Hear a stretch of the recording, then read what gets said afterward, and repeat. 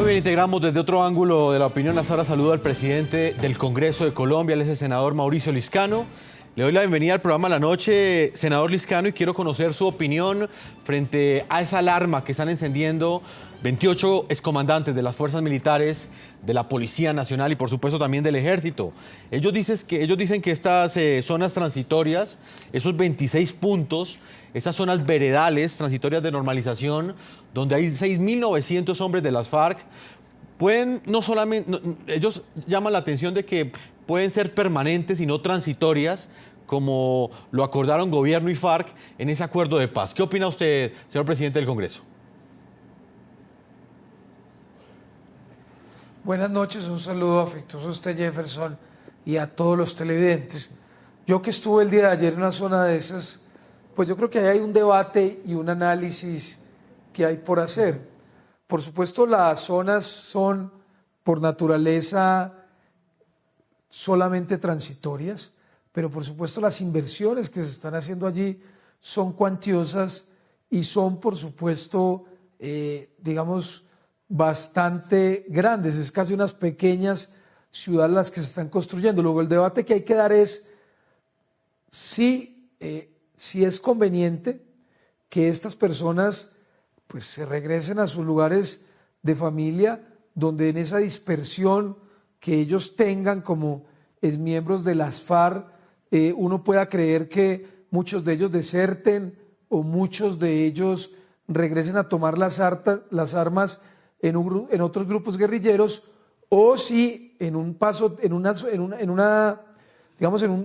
espacio diferente, pues ellos pueden quedarse viviendo en esas zonas, obviamente con otras condiciones, porque por supuesto ya no serían zonas donde el ejército no puede entrar, sino que la policía y el ejército deberían entrar a esas zonas, pues tienen que vivir en esas veredas cumpliendo la ley, entrando ya el ejército, la policía, a tener control sobre ellas. Luego lo que trato de decir, si me hago explicar, es, por supuesto la naturaleza de las zonas es simplemente transitoria, pero las inversiones que se están haciendo son cuantiosas. El debate que hay que darse es qué es más conveniente, que estos combatientes se dispersen y vayan a diferentes lugares del país sin ningún control, o que se queden viviendo en esas zonas, por supuesto no como repúblicas independientes, sino donde esté la autoridad, donde entre la policía, donde entre el ejército y donde ellos en esas zonas que son apartadas puedan tener un mejor control por parte de las autoridades. Ahí va a haber un gran debate porque por supuesto esa inversión que se ha hecho es muy cuantiosa en esas zonas. Senador Liscano, usted ha dicho que estuvo en una de estas zonas, específicamente en la zona de la Macarena, en el Yarí, donde el pasado mes de septiembre fue realizada la 10ª conferencia de las FARC. Los que estuvimos en ese lugar percibimos en los mandos medios de las FARC, inclusive en las bases, un gran entusiasmo frente a lo que en ese momento se perfilaba como la gran noticia, que era la firma final de ese acuerdo de paz. En esa visita que usted hizo el día de ayer, ¿usted cree que ese ánimo todavía se mantiene o percibió algún tipo de dudas en esas bases guerrilleras? Y se lo pregunto porque fuentes cercanas al programa La Noche nos han indicado que evidentemente en algunos sectores de esos guerrilleros que están en las zonas veredales ven con mucho escepticismo la implementación de todos esos ofrecimientos y de todos esos compromisos a los que llegó el gobierno del presidente Juan Manuel Santos en la firma de ese acuerdo de paz. No, ellos están, por lo menos la visita que hicimos nosotros el día de ayer, ellos están comprometidos con estar en estas zonas, tienen, digamos, la voluntad de implementar los acuerdos, pero por supuesto hay unos riesgos que hay que contárselos al país. ¿Cuáles son los riesgos? Pues por ejemplo, en la zona que estuvimos no tienen agua, el suministro, por ejemplo, de útiles de aseo es muy escaso. Las disidencias de las FARC que están alrededor de estas zonas, pues muchas de ellas se pasean como Pedro por su casa, que los llaman, los incitan a que deserten de las FARC. Además de eso, pues están creciendo porque hay inmensos cultivos de coca alrededor, inclusive de estas zonas. Es decir, hay unas disidencias que permanentemente están ahí y yo creo que hay unos riesgos que si el gobierno no implementa rápido, no mejora las condiciones, no empieza el programa de reinserción rápidamente, porque son hombres, como los vimos ayer, que desayunan y quedan realmente libres, y el ocio, por supuesto, es el mejor espacio para pensar cosas malas, sobre todo que es gente pues, que está acostumbrada a la guerra. Muchos de ellos lo único que han hecho es seguramente delinquir, es gente que lo único que sabe es combatir. Entonces, por supuesto, las tentaciones deben ser muchas para esos hombres que están allí en esas zonas, que han sido pues tradicionalmente pues delincuentes o personas que han cometido delitos durante muchos años. Luego yo sí creo que el gobierno tiene que avanzar rápidamente en la reinserción, llevar el SENA, el bienestar familiar para que atienda esa cantidad de niños, y ya ahí no estoy hablando de los niños combatientes, sino de los niños en brazos que tienen muchas de las guerrilleras que están allí, y por supuesto deben avanzar también en los programas de recreación, de educación, porque están realmente ellos sin hacer nada y en eso hay que hacerlo. Pero yo sentí, y lo tengo que decir sinceramente, ellos todavía tienen voluntad de cumplir esos acuerdos, aunque los riesgos, por supuesto, son enormes.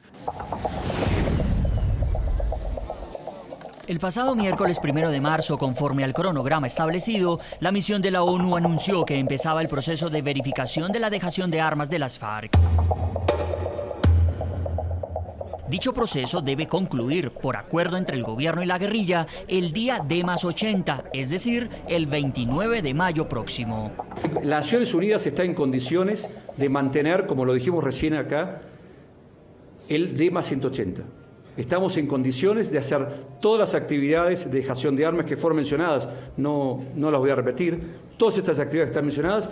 Sin embargo, los plazos corren y las dificultades logísticas persisten, tal como lo demuestran las primeras imágenes obtenidas el jueves por Noticias RCN en una de las zonas campamentarias.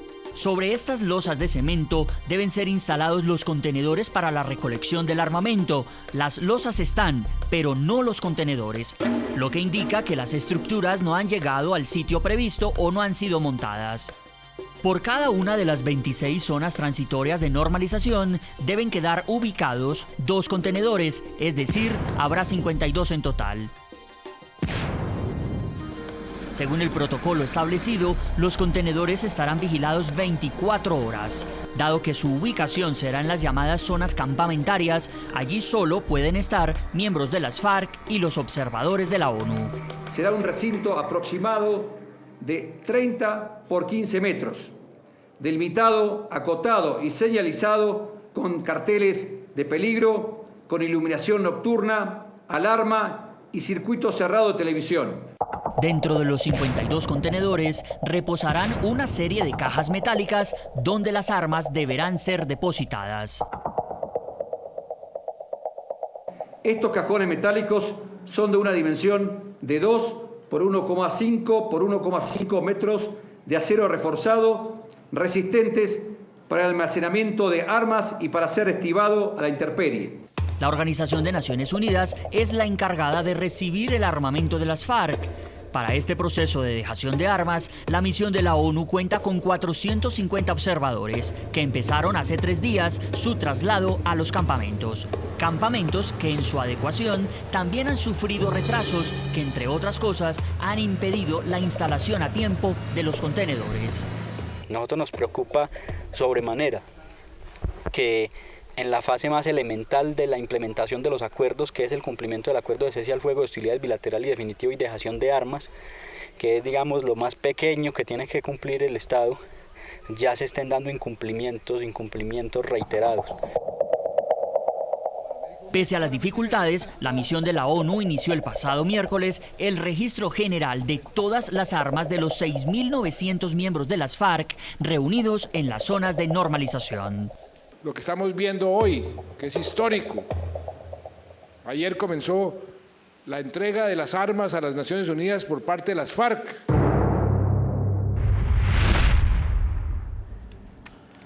Señor presidente del Congreso, Mauricio Liscano, en esta zona que usted visitó, en esta zona veredal transitoria de normalización, en la zona del Yarí, específicamente muy cerca del municipio de La Macarena, ¿allí ya estaban los contenedores donde las FARC van a almacenar las armas?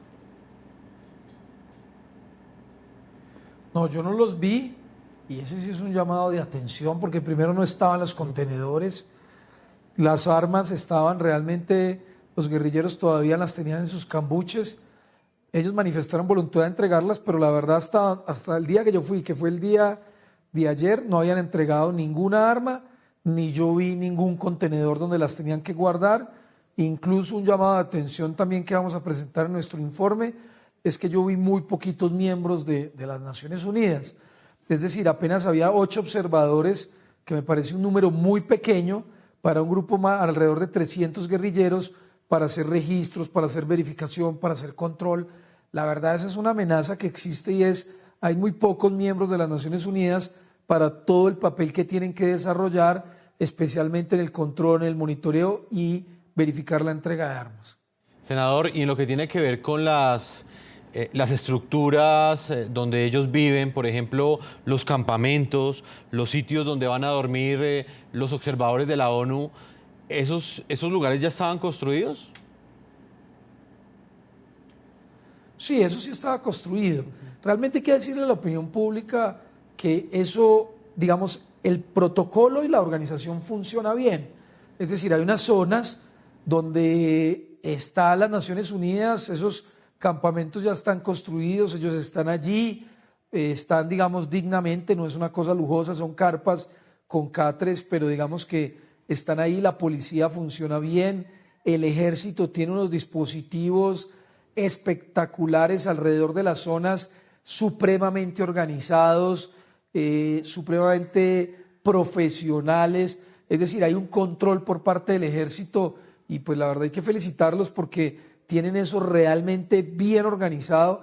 Eso como zona veredal está bien organizado, es decir, las zonas entre los límites donde puede entrar la policía está al ingreso de las zonas, hay 1 kilómetro donde no puede entrar ya el ejército y la policía, ellos están ahí, pero alrededor hay más o menos, por lo menos en la zona que nosotros visitamos, unos 4 o 5 batallones realmente ahí. Es decir, eso hay que decirlo sinceramente, eso está funcionando bien, el ejército está cumpliendo un papel.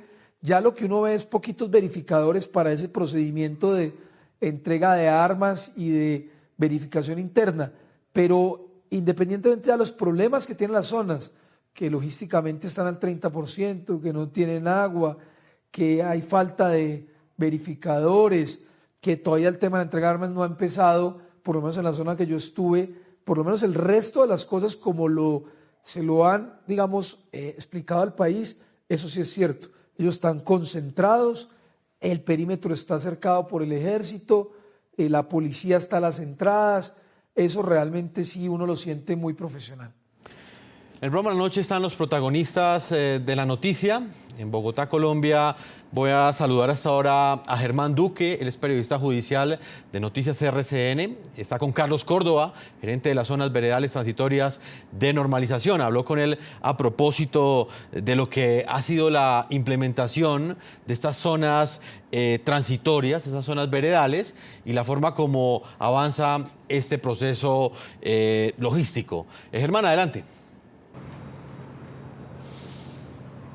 Buenas tardes, Jefferson. Pues usted lo ha dicho, hay diferentes inconformidades o dudas sobre el ingreso de estas armas a las zonas veredales, especialmente a los contenedores, teniendo en cuenta que se acordó en La Habana depositarlos en unos contenedores y el mecanismo de verificación será la ONU. Yo me encuentro con Carlos Córdoba, gerente de las zonas veredales.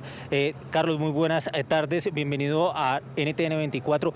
¿Cuándo podrían ingresar esos contenedores a estas 26 zonas veredales? Según la información que nos ha dado Naciones Unidas, que son los responsables de esta tarea, los cajones ya los están trasladando a las zonas veredales y a los campamentos. Hoy, por ejemplo, estuvimos en el campamento de la cooperativa en Vista Hermosa, nos mostraron ya el sitio donde van a poner el depósito de armas. Yo creo que es cuestión de horas o días en que ellos puedan ubicar todos los cajones contenedores de armas en las zonas. Hay unos contenedores más pequeños, hay unos sitios más pequeños de depósito de armas. ¿Esto va a funcionar transitoriamente para poder ingresar las armas que van llegando a estas zonas? Eso es lo que nos ha informado Naciones Unidas. Ellos han hecho un ejercicio muy versátil y es, digamos, donde se necesitan contenedores y se van a poder ubicar, los van a tener. Donde no, han puesto estos cajones de seguridad con un doble candado, un candado con alarma, etcétera, y están haciendo la tarea, una tarea que es muy útil para nosotros en el proceso de cese del fuego y terminación del conflicto. Según el cronograma inicial, ¿hay retrasos en la entrega de estas armas en las cuales se comprometió la guerrilla? Pues todos nos hemos venido ajustando un poco a la realidad, ¿no? La guerrilla se demoró en llegar a las zonas, con los campamentos hemos venido avanzando de manera gradual y lo que hizo las Naciones Unidas es anunciar que a partir del 1 de marzo, tal como estaba establecido, estaban en condiciones de comenzar a recoger las armas. Están haciendo un primer ejercicio que es identificación e inventario de armas, pero ya la ubicación del primer 30% de esas armas en los contenedores debe darse en los próximos días. Ese relación hombre-arma, ¿sí hay certeza de que sí se entreguen o se contabilicen todas las armas que tenía el grupo guerrillero? ¿Tiene el grupo guerrillero? Pues esa es la gran tarea de Naciones Unidas. En eso, digamos, el gobierno no se mete. Las FARC tienen que entregar las armas, las Naciones Unidas tienen que garantizar que las armas son recibidas, son inventariadas, son inutilizadas. En eso están. Hay un trabajo muy, muy importante por parte de la misión de Naciones Unidas, de Jean Arnaud, del general Pérez Aquino. Hemos visto en territorio su compromiso y están en esa tarea. Muchas gracias, doctor Carlos. Pues mire, es el 1 de marzo la fecha en la que se acordó ingresar ese 30% de armas a estos contenedores. Por ahora encontramos en una de estas zonas veredales unos contenedores provisionales y se espera que en las próximas horas o días ingresen ya los contenedores finales para el depósito de las armas. Es la información desde el centro de Bogotá. Nos despedimos, regresen en el estudio en NTN 24. Germán, gracias por ese informe. Vamos a hacer una segunda pausa comerciales. Antes voy a despedir al senador Mauricio Liscano, presidente del Congreso. Gracias por habernos acompañado. Ha escuchado usted precisamente al gerente de las zonas veredales transitorias hablando de la forma como avanza este proceso. Un trabajo logístico que vamos a seguir investigando para conocer de fondo exactamente qué es lo que está sucediendo en esas 26 zonas veredales. Muchas gracias, senador Liscano, Mauricio Liscano, por haber estado con nosotros. A usted muchas gracias, Jefferson. Una pausa y ya regresamos a la parte final de este programa de la noche. Estaremos con el analista político Rafael Nieto Loaiza, el viceministro, quien también va a estar entregándonos su percepción, no solamente frente a la carta que han enviado estos militares al presidente Juan Manuel Santos, sino la forma como avanzan la implementación de los acuerdos de paz en esas zonas veredales. Una pausa y ya regresamos a la parte final de este programa de la noche. Ya regresamos con La Noche.